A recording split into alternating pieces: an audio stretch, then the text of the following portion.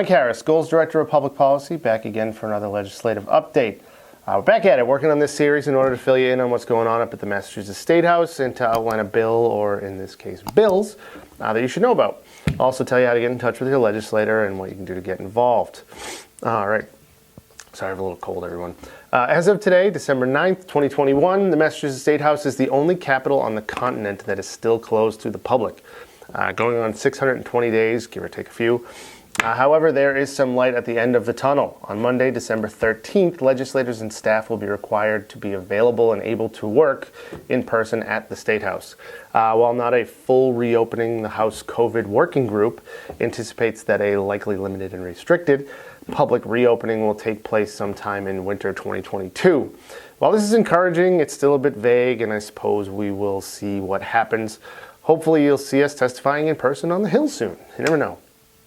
All right, but speaking of testimony, last month on November 16th, Goals Executive Director Jim Wallace testified at a hearing before the Joint Committee on Public Safety and Homeland Security regarding a list of 54 bills directly related to firearms. I'm actually working on putting together a separate video to talk about that hearing because it's a lot in conjunction with the written testimony that we're preparing for the committee. So that's something you'd like to see. Stay tuned. It should be out in the next couple weeks. All right, on to the legislation I'd like to discuss in this video. It's actually 3 different bills about suppressors or silencers, or however you'd like to refer to them.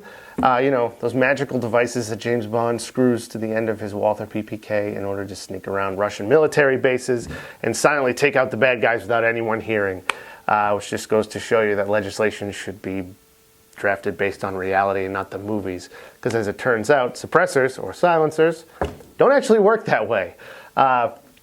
Suppressors are actually most often used as a way to protect the shooter from hearing damage and as a courtesy to others at the range, as well as a way to keep from interfering with one's fellow hunters.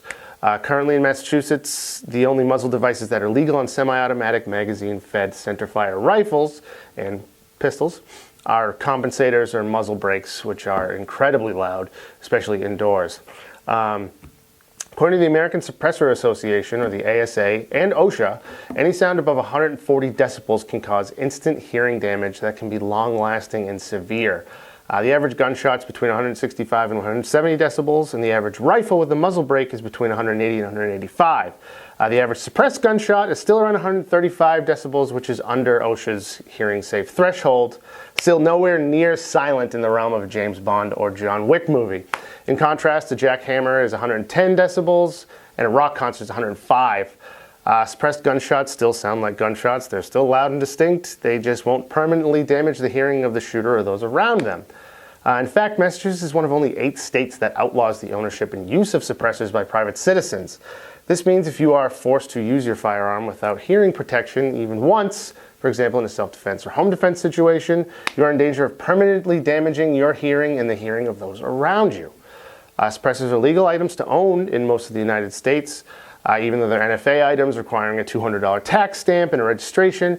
Anecdotally, they seem to be a pretty worthwhile investment for people who own them. In short, firearms equipped with suppressors or silencers are no more dangerous than those without them when it comes to the incorrect perception that they can be used to help anyone sneak around and silently shoot off their guns in public. But all right, so Senate Bill 1626 and House Bill 2530, both titled An Act Relative to Silencers, were filed by Senator Mike Moore and Rep. Paul Tucker, respectively. Both bills contain the exact same text and were also co-sponsored by Attorney General Maura Healey. They were heard on November 16th in his last hearing.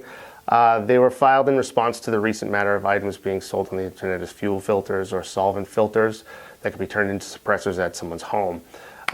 Both bills seek to add language to Mass General Law, Chapter 269, Section 10A, to include language banning the selling of parts designed to be converted to suppressors within the Commonwealth. We're not in favor of this goal, as we'd like to see suppressors, including homemade ones, made legal in the Commonwealth.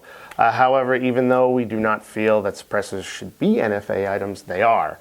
And if they ever do become legal, it's important to go through the proper federal channels to acquire and use them. Not my favorite sentence to say, but hey, we have to make sure our people stay out of trouble even if we don't like the process. The last bill I'd like to talk about is one that we like. House Bill 1570, an act relative to noise reduction devices. It was filed by Rep. Paul Frost and heard by the Joint Committee on the Judiciary on July 27th of this year. The bill would simply delete the text of Chapter 269, Section 10A, and replace it with the familiar language about prohibited persons, etc., not owning suppressors, just like they can own firearms. The bill would simply make suppressors legal in the Commonwealth, bringing our laws in line with the vast majority of other states in the country. Goals obviously in favor of this bill, and we'd love to see it pass for pretty obvious reasons. All right, so that concludes this week's legislative update. Thanks for sticking around and for coming back to tune in. If you'd like more information about suppressors, check out the American Suppressor Association. It's pretty cool. I'll put that link down in the description. And as always, I'll make sure to include links to the bills themselves, and also a link to Goals Interactive How to Find Your Legislator map. Please call, write, or otherwise reach out to your legislators if you care about these or any other issues. Let them know how you feel. They really do listen, and who knows, maybe you can change a mind or two, especially on this type of an issue where the perception is so far off from reality and the law seems to be written around a relative falsehood. But once again, thank you for tuning in, and we will see you next week.